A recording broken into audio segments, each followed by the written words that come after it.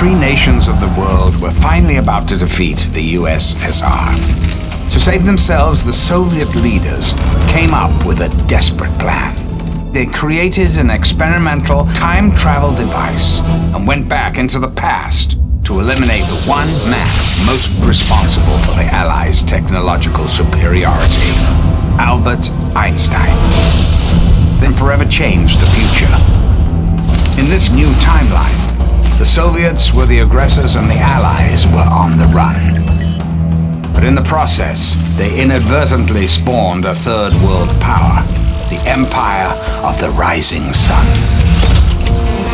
Led by the Emperor Yoshiro, they believed that they were destined to conquer the world. The Empire struck without warning.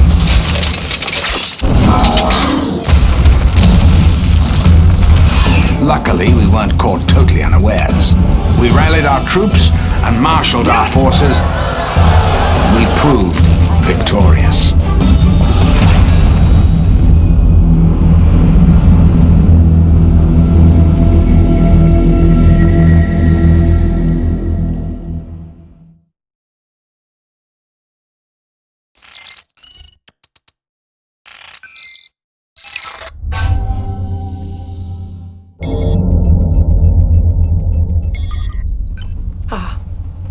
There you are. Battle control is finally online and everything is in place. We've acquired the construction vehicles from the three world powers and they're now ready for your disposal. The post-war situation is so bogged down in border disputes that no one will even see you coming. We'll be standing by to collect the technology of the wreckage left behind so that soon we'll have samples of all their military assets to do with as we please. Or as you please. Good luck out there. We'll be monitoring your progress with great interest.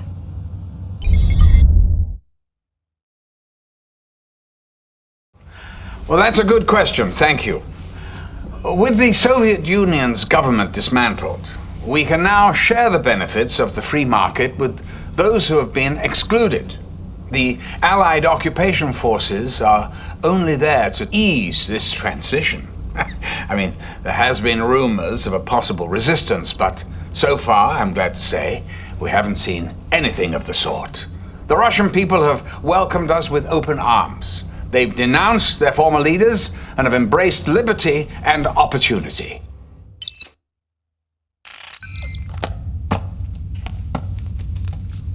Commander, these are dark times, are they not? We are very grateful that you have joined our cause. The people need leadership if they are to rise against the Allied oppressors.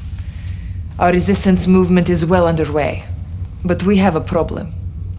Our scientists who are instrumental to our new weapons development have mysteriously gone missing. Our scouts have discovered suspicious research facility protected by Allied forces. We must search there for any clues regarding the whereabouts of our scientists. You'll be granted only a small force. It is all we can spare. Find out as much as you can, comrade. Udachi.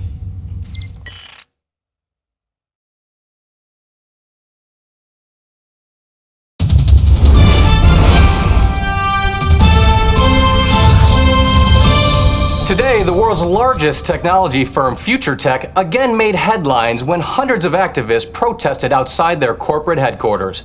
Future Tech spokesperson Kelly Weaver responded to the rising public concern over her firm's latest project, the Sigma Harmonizer. Protesters spoke out against the chronosphere when that was in development as well. It's normal for there to be some fear and skepticism when it comes to change. But I can assure you that public safety is our #1 priority at Future Tech. More worries were raised when EU President Rupert Thornley recently approved a $1 trillion contract with Future Tech. There's grave public concern regarding the apparent lack of government oversight. Future Tech's advances have improved our lives and brought us unmatched prosperity. I mean, if not for their technology, we wouldn't be where we are today, would we? I mean, if we can't trust Future Tech, who can we trust?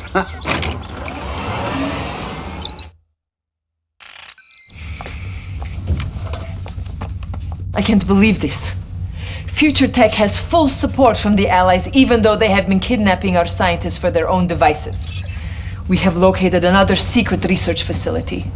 This time they had the audacity to locate it in Mother Russia herself.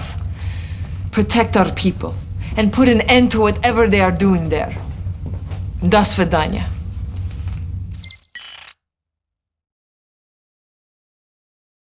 There are reports of an attack on a remote future tech research facility in northern Russia. Local citizens apparently had no idea that such a facility was even located there. Mr. President, what sort of research was Future Tech working on in such a remote part of Russia? Well, first, may I just reassure people.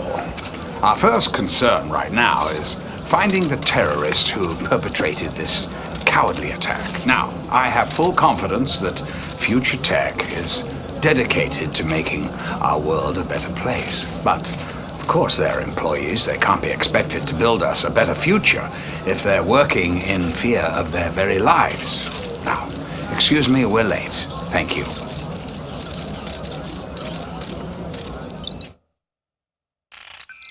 It looks like our Cold War is heating up. Our agents have traced the source of Thornley's reinforcements from your mission in Siberia. The troops came from a military base located a half a world away in the Yucatan. The Allied command doesn't even know about this base. If they're not about to stop Future Tech, then we will. Whatever this group is building will surely be used to keep the Soviet people under their boot heel. Go to the Yucatan and destroy these forces which are protecting Future Tech.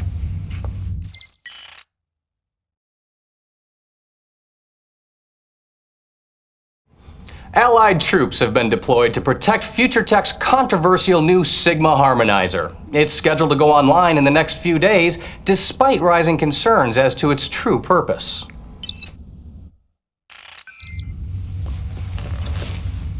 Future Tech may have fooled the rest of the world into letting them build this machine, but we know the truth. With this new device, that deceitful President Thornley could debilitate the Soviet Union forever. We cannot let this Sigma harmonizer go online. You must stop them, or our future will be extinguished.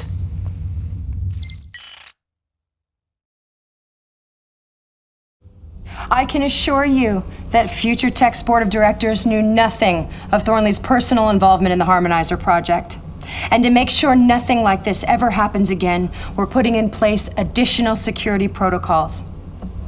Future Tech is committed to prosperity and the public good, and we look forward to providing the world with a better tomorrow.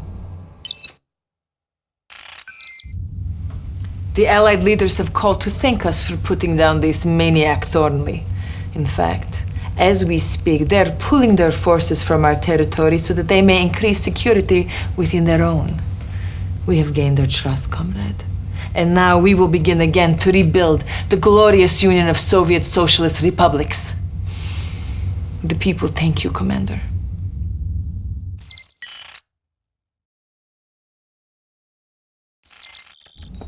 Welcome back, Commander. You're looking very fit and rested. I hope you're ready, because we have some important work ahead of us. Our occupation force in Japan has intercepted some disturbing news. Instability is mounting in various provinces there, threatening everything that we achieved in our victory. Their leader, Tatsu, has been cooperative with our post-war arrangements, but the problem lies with their provincial shoguns. These warlords are raising armies against Tatsu and our occupation. The plot seems to be spearheaded by Shinzo Nagama. His loyalties lie fiercely with the late emperor, and he refuses to bow to any other. We'll need to send in our own forces to put this uprising to rest. You'll be working directly with Tatsu on this. Please try to show him the proper respect, sir, as he's working with us now. Good luck, Commander. Commander, I'm told you're the best field officer the Allies have. I hope so, because we need to move quickly. Shinzo has many loyal followers, and his numbers are growing steadily. He has always resented my authority and my progressive ways. He's too old and stubborn to understand that the world has changed. But that doesn't mean he isn't dangerous. He is a master warrior, and quite deadly. You'll find him in the Iga province, home of the Nagama clan. Do not let his stubbornness be the cause of our destruction.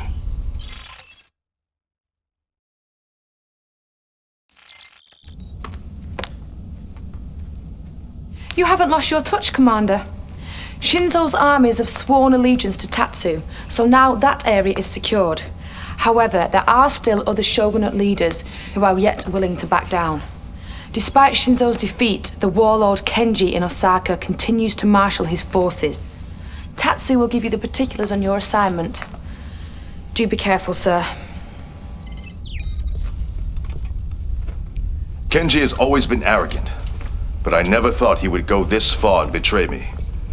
He might prove to be even a greater challenge than Shinzo, as he is a man who has embraced the modern ways of warfare. He will use the latest technology to protect his position. It's a heavily defended high-tech fortress outside of Osaka. Do not underestimate him. Kenji may seem brash and arrogant, but make no mistake, he is lethal.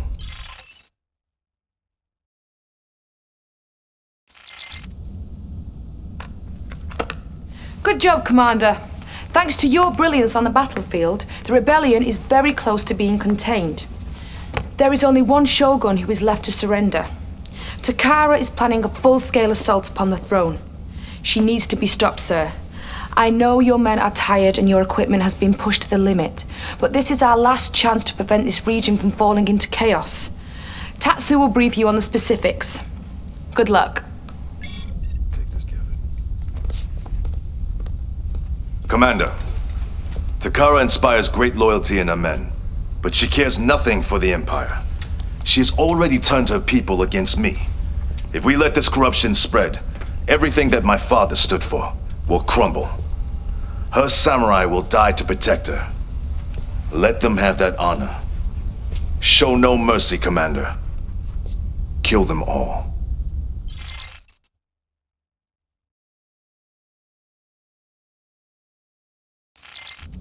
I'm glad to see you in one piece, sir. Tatsu caught us completely off guard. We should have suspected he was up to something. If he had succeeded, he could have resurrected the Empire's full military might. The only reason he didn't was because of your efforts.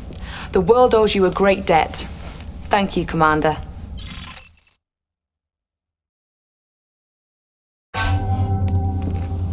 Ah, Commander. It's good to see that there is still loyalty for my father's legacy. The Allies occupy our lands and believe that our war machine is dormant. But they do not realize how deeply we honor our traditions. As one of the last samurai standing, the Empire needs your sword. The Soviets are taking advantage of our defeat and making a play for Empire territory. Under the very noses of the Allies, they are attacking Sakhalin Island. Commander Kenji is doing his best, but he cannot hold out for much longer. You must come to his aid and beat back the Soviet advance.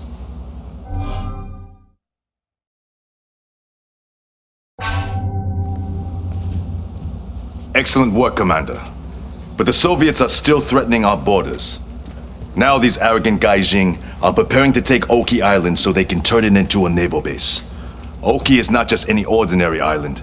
It's the sacred resting place of my father's remains. The Allies have an occupation force which is supposed to be maintaining order, but the spineless cowards are hoping they can just ignore this threat. So we'll have to take matters into our own hands. Do not let the Soviet barbarians dishonor my father and desecrate his final resting place.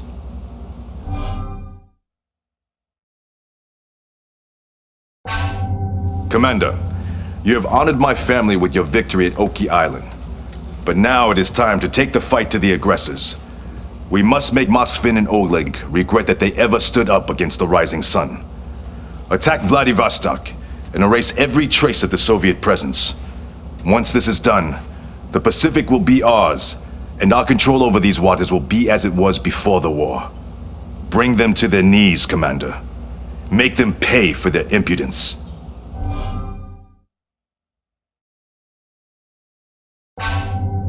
Well done, Commander. Recapturing Vladivostok was an essential part of my plan to bring the Empire back to its full power and glory. The journey of 1,000 miles begins with a single step. Thanks to you, we are one step closer to our ultimate destiny.